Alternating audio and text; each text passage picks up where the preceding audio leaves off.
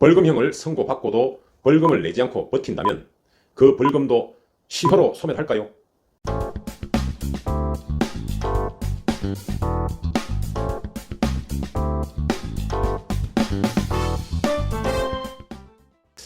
안녕하십니까, 김변TV의 김현성 변호사입니다. 오늘은 벌금형을 선고받은 경우에 일정 기간 동안 벌금 납부하지 않으면, 즉 버티기를 한다면 시효로 소멸하는 것인지 살펴보도록 하겠습니다. 주변에서 흔히 무면허 운전, 음주운전 등으로 벌금형 50만원, 100만원 이렇게 선고받는 경우가 종종 있습니다. 이런 경우에 요리조리 피해 다니면 시효로 소멸되지 않을까라고 생각하시는 분도 많이 있는 것 같습니다. 이에 대해서 우리 형법은 제78조에서 시효의 기간이라고 하여 규정하고 있습니다.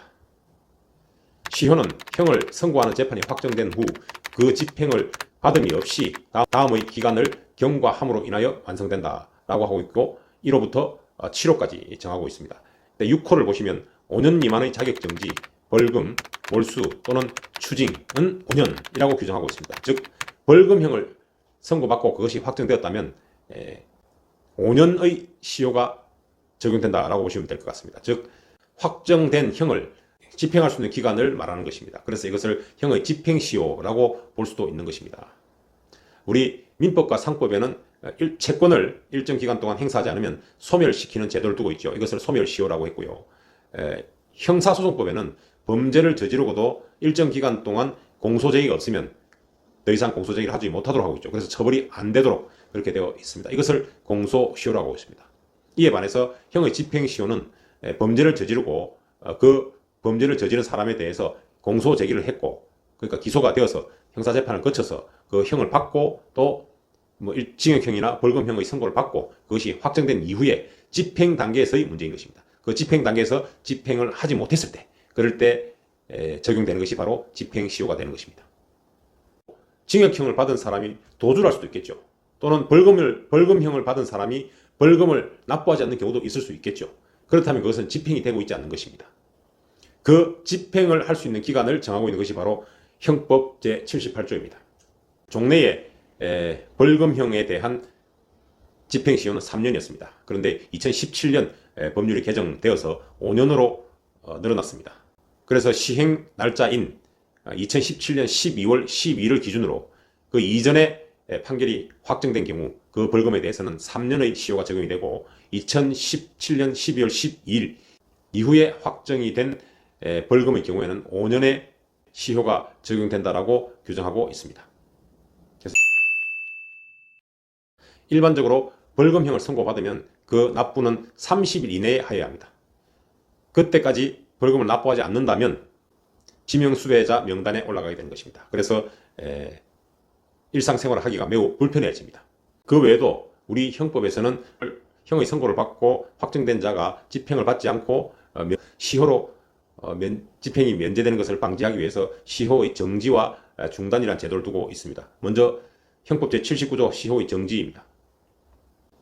1항을 먼저 보시면 형의 집행의 유예나 정지 또는 가석방, 기타 집행할 수 없는 기간은 진행되지 아니한다라고 규정하고 있습니다. 1항은 주로 징역형과 관련된 조항이라고 보시면 될 것 같습니다. 자, 2항을 보시면 시효는 형이 확정된 후 그 형의 집행을 받지 아니한 자가 형의 집행을 면할 목적으로 국외에 있는 기간 동안은 진행되지 아니한다라고 규정하고 있습니다.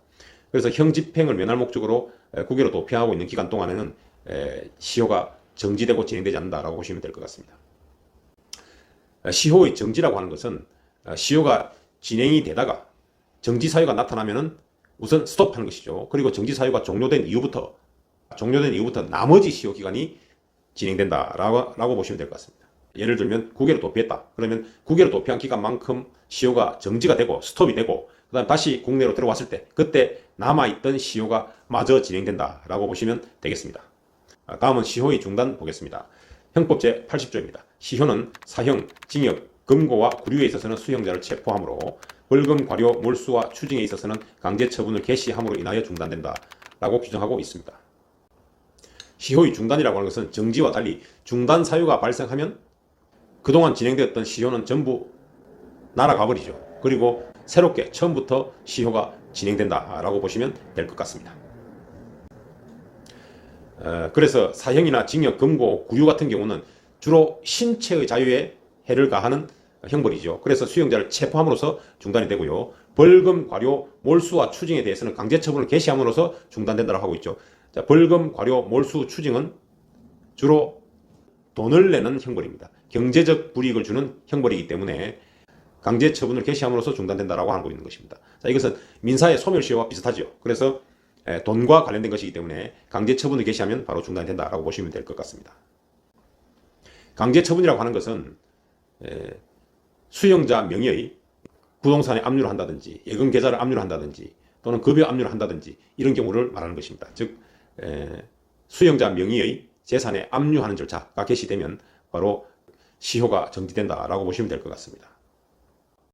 그래서 검사는 벌금을 납부하지 않은 자에 대해서는 시효가 완성되어서 벌금 납부가 면제되는 일이 없도록 하기 위해서 미납자의 재산에 강제처분 개시 명령을 하여 시효를 중단시키고 있습니다.